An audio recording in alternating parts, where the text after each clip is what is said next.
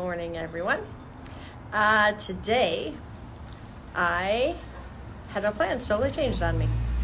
I got up like I do about 6 o'clock in the morning to get ready to go for my walk. I usually try to walk about 6 to 7 miles a day. And a lot of times I walk and I talk and share with you the things that are on my mind. This morning, I woke up and all I could hear was rain. Lots and lots of rain. And I went, plans are changing. It's not going to be the same today. So I'm creating my day differently. All right, now I want to get into what I want to talk about today. It's called disappointment. Disappointment. How often are you disappointed? Like, just go back to yesterday. How many times did expectations not get met? People didn't show up.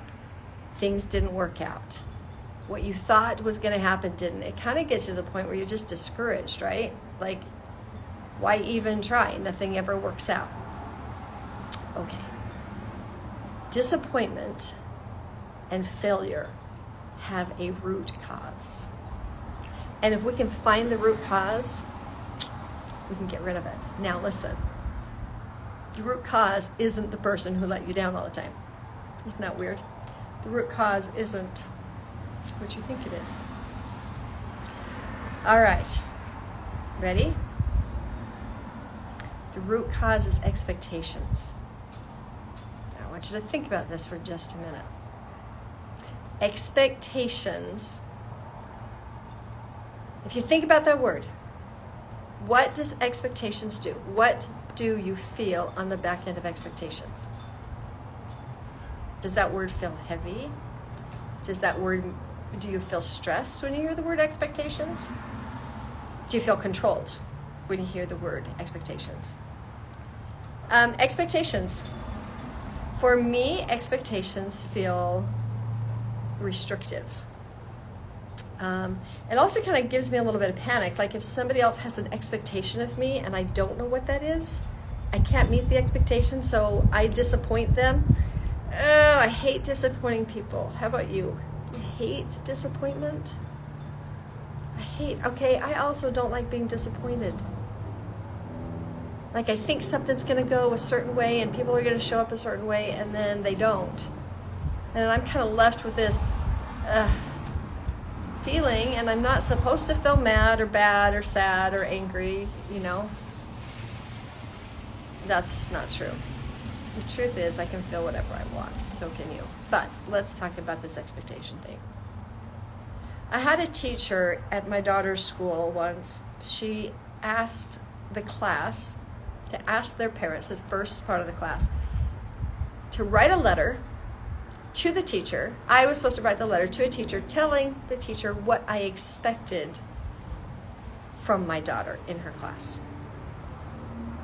Like my daughter's homework was dependent on me actually pulling through and writing a letter. It was kind of weird. Anyway, what I wrote was that I anticipate that she will show up as her best self, be true to herself, and be kind in the process. And that's all I said. I anticipate that she's going to be true to herself, and she's going to be kind in the process. And I also said, and I think you're going to find her a delightful student. You're really going to like her. The teacher called me because what the teacher wanted was me to say, I expect her to get all her homework done. I expect her to be on time. I expect her to be attentive. I expect, all of those things. And I didn't. So she called me because I did the assignment wrong. She expected me to do the assignment in a certain way, and I didn't. And when we talked, she says, I don't quite think you understand. So, let me kind of explain the class and I said, oh no, please explain. And then after that, I said, actually, I do understand, but I don't expect my daughter to do anything. She goes, well, why wouldn't you set expectations so that they can reach them? I said, because it's none of my business. This is none of my business. I do anticipate. We're going to talk about that in just a second. I do anticipate. And I anticipate her being true to herself and being very kind to everybody else. And I think you're going to be delighted in who she is. And she was so confused. so confused as to why I wouldn't set expectations for my daughter on how she was supposed to show up in class and be an A student and all this. And I said, look, my daughter wants to go to this particular university. It's going to cost a lot of money, and we don't have all that money, so she's got to get scholarship. So I anticipate her being true to herself. That's what she would love. And so naturally, she's going to do the work that is needed so that she can have what she wants. But it's not my business. If she doesn't go to that college, then she doesn't go to that college. She goes somewhere else. And she'll be fine. Either way, it doesn't matter. There's a lot of colleges. She can get her education somewhere. And the teacher actually thought that I was hands-off, not intentional, not involved parent, which was very, very untrue. So what I wanted you to hear in that is what anticipation does. So think for a minute. What about anticipation? Like, what do you feel when you hear the word anticipation? I feel kind of like Christmas morning, right? I've said what I would love, and then it kind of comes back to me. Like Christmas morning, I've got a list. I'm anticipating opening presents. Don't know what they're going to be, but I anticipate having a happy morning. Anticipation will get rid of disappointment, because anticipation opens up this space of hope and of allowing people to show up how they're going to show up. Anticipation versus expectation will change your whole life. Now, it doesn't mean that you lower your standards at all or stop your vision. In fact, anticipation is the thing that makes your vision so much higher. So, what this looked like for me today is I woke up and I walk. I walk every morning about 6 to 7 miles. And part of that walk is I get onto live and I talk with you all. Well, it was raining outside and I didn't want to walk in the rain today. So I kind of felt disappointed for a moment. Why? Because I expected to walk. And then I said, no. What I anticipate is using my body. I want to exercise in some way. Anticipate feeling that. How does that go down today? So I'm actually a member of Orange Theory Fitness, and I've never taken their lift class, and their lift class worked for me to take this morning, and it was delightful. Like, I've never taken it, and instead of getting down and giving up and disappointment and my morning is ruined, and that means the day is going to be ruined and nothing's working out for me, I anticipated the feeling of what it feels like to work out. So that the answer came. What do I want? Honestly, for me, it's one of the best ways to live. I used to be disappointed all the time. I had expectations of myself. I had expectations of God. I had expectations of other people. And no one could live up to my expectations. And because of that, I was disappointed all the time. And I felt like I was the only one to handle everything because everybody else was going to let me down. But the problem was, even I let myself down. And so I was disappointed in myself. And I kind of grew up in this idea that if you feel bad enough, you'll choose to do something else. Like you've got to be, it's almost like you've got to be disappointed in yourself, right? Because that's the motivator to do better. That is how I grew up. It sucks as a way to live. Disappointment bred failure, which bred inadequacy, which bred depression, which bred giving up. Did never give up, but I wanted to. It also bred a lot of panic, a lot of fear, and anxiety, right? Because I never knew if I was going to meet somebody's expectations or if I was going to fail them or if I was going to disappoint them. And so I was always in this anxious ball of mess. So when I connected the fact that anticipation is better, the biggest thing is this: it changed the way that I work with God. See, this is what happened. I think that God expects me to be a certain way. This is what righteousness looks like. This is what being a good girl looks like. This is how it all goes down. He expects me. And so I tried and tried the best way I could, but the people that were around me didn't get the memo that I needed them to behave a certain way so that I could be righteous for God. So I would pray, and this is how this prayer went. It would be like, I'd get a really, really good idea on how everything could go down. And I'd say, Dear Heavenly Father, this is the plan. Please help me. And what I was actually saying is, I've got the idea. It's brilliant. You have the power. Please do all your power things so that the day I want to have will go down the way I want it. And then that will prove that you're God to me. It'll prove that I'm a good person because I'm disciplined and I can carry out the plans. And my expectations are met and life is perfect. And I'm that step closer to perfection because of expectations. That's called counseling God. He knows so much more than I do. I know maybe 2 ways to get something done that I would love. And he, is so creative. He made a mite and a whale. He's got so many other ways to get to me what I desire the most. And so when I finally said this was a big deal. I expected a relationship to change. I expected the person in this relationship to hold to integrity and choose into the relationship. I expected God to help that happen because it was a very righteous desire, if you will. It was a very good thing to do. And the person didn't change and kept doing very harmful things. And God wasn't helping. And I was mad. I was really, really mad. Why won't you help? This is something good. You have the power to meld a heart and to change hearts, right? God changed my heart. Why can't you change this person's heart? Am I not enough for you? I'm doing all of the things. I'm going to church. I'm praying. I'm being a good mom to my kids as best as I can. Why won't you help me? That expectation thing. Well, what happened was I finally got sick of it. I got really mad and I got really sick and I said, okay, look, God, this is what I actually want. I want to experience what unconditional love feels like. And it doesn't have to be from that person. I want unconditional love. I need to know what that is. I want to experience it. It was almost like with curiosity, right? I'm curious, what does that feel like? And then I said the magic words, ready? And I'm willing to experience it in whatever way it shows up.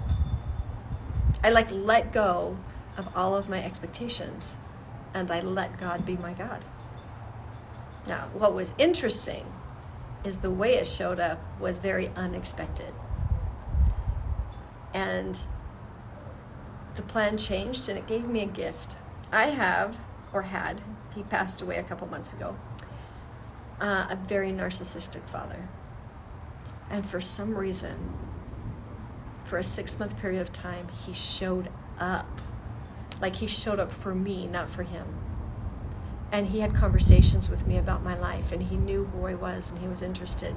And he helped in some financial ways. And it's like I had a daddy. It was the weirdest thing for me to actually experience because it hadn't ever been that way, my whole life.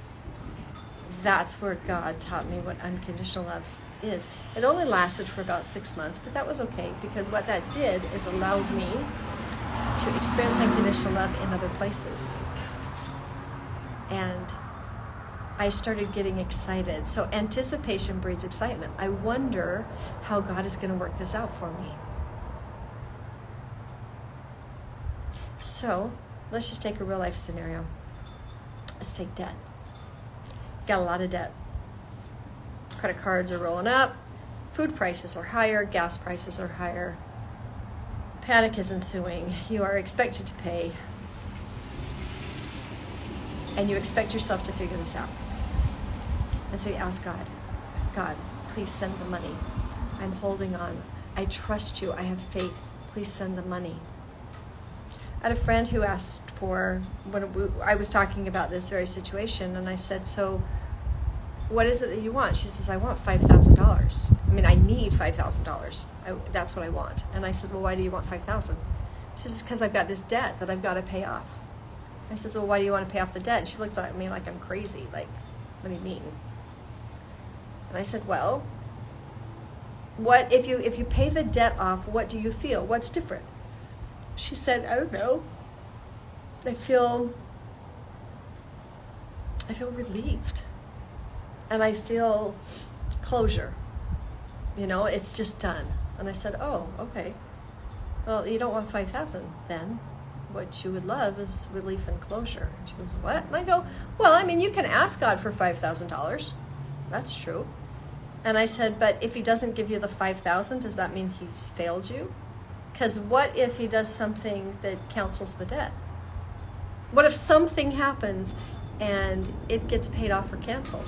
Are you willing to accept it? Or do you have to have $5,000 because that's what you have asked for from God and you're expecting him to show up? And it was like this light bulb went on. God has so many ways to do the things that will bring you the experience that you want. You just have to get down to the why. Why do you want that? What experience do you want? What would you love to feel? Guys, he says, give me your heart. Give me your heart, not your commands.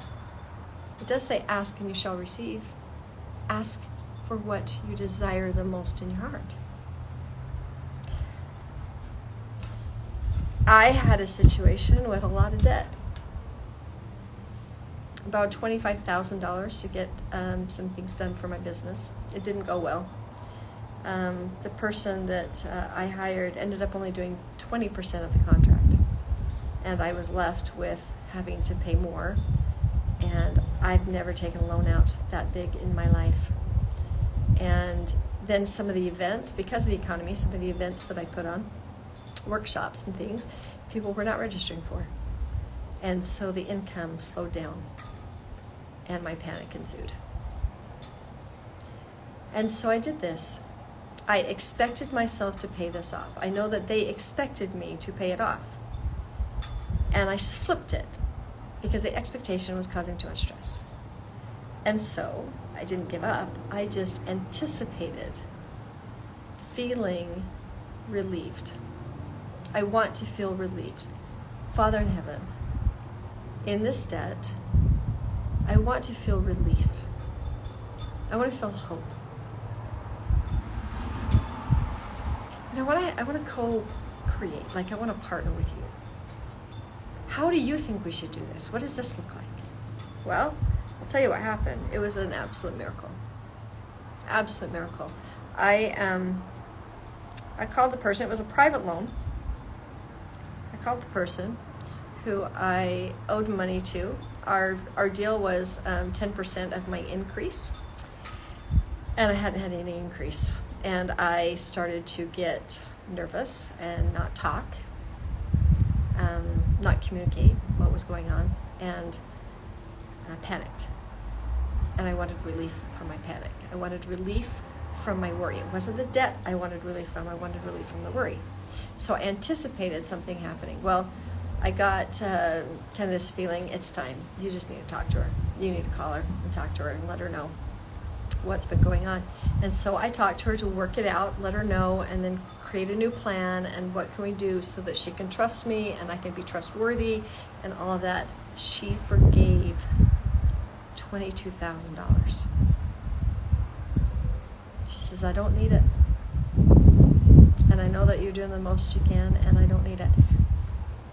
Holy cow. Like in an instant, I felt relief. I felt loved. I also felt embarrassed, and I felt ashamed. I felt undeserving. And yet I had asked God for relief, right? And so I spoke it. I said, I feel really undeserving of this. Like I really wanted to create what I needed to pay you back. And she goes, I know. And I see that. And so you paying me back is because I felt like you needed it to be paid back, like for you. She says, I don't need the money. I've got more than enough. I believe in what you do. So just keep serving, just keep lifting people, just keep teaching joy, keep unlocking hearts. You deserve it because of what you're doing. Anticipation was the thing that brought the miracle. Anticipation opens up the door so that God can show up for you. And he does it in miraculous ways, ways that you can't ever think. You don't have to know how to get things done. You do have to move your feet. I did have to pick up that phone and call. That is true. But the rest of it, you can let God be your God by anticipating him. Anticipating the miracle. Anticipating what you want to feel the most. This is why connecting to your emotions matters so much, because it is the secret sauce of creation. So, if you would love to stop being disappointed, get into some anticipation of what you want. If you want help with that, because this is a great big old shift for a lot of people. Like, expectations, what drives them and motivates them and keeps them being who they are, and they keep trying to prove, and the proving is the thing that makes them adult, responsible, right? Feels like anticipation isn't very responsible. It is, though. So if that's a hard concept, but you like it, like it's landing, if it's a win for you, it feels good, I invite you into my space. Please reach out. I don't do trolling, by the way, so you've got to have an absolute, actual conversation with me. Just the hello doesn't work. Hey, babe, how are you? You're so cute, you're so pretty. That does not work for me. If you would love to have an actual conversation and find out what kind of training I can do, please reach out to me. I will reach back if it's authentic. If it's not, you are not going to get my attention, just so you know. But I have programs that are absolutely affordable that can start you unlocking your heart. Start trusting yourself, start trusting others, start trusting God, start creating with him and having a beautiful, incredible life. So if that feels like you would love that, please reach out. Joyful Heart Mastery is the first step. Creator's Mindset is the next step. It's using the laws of creation, feeling what it feels like to be in that law so that you're very aware of it, and working on a 3-month project, whatever you decide you would love, and learning a pattern of getting the next right step and the next right step and the next right step with confidence, knowing how to move forward. That's Creator's Mindset. It's delightful and wonderful. If you want some more information about that, let me know. I have trained mentors who teach these programs. So if I'm not teaching a new class, like a Joyful Heart Mastery class, there are mentors who are. So there's always somebody who's teaching something. So reach out to me. I hope you have a blessed day, and anticipate what you would love to experience today and ask God for it. That's it. Whew. I hope you have a super, super good day. Thanks for being here.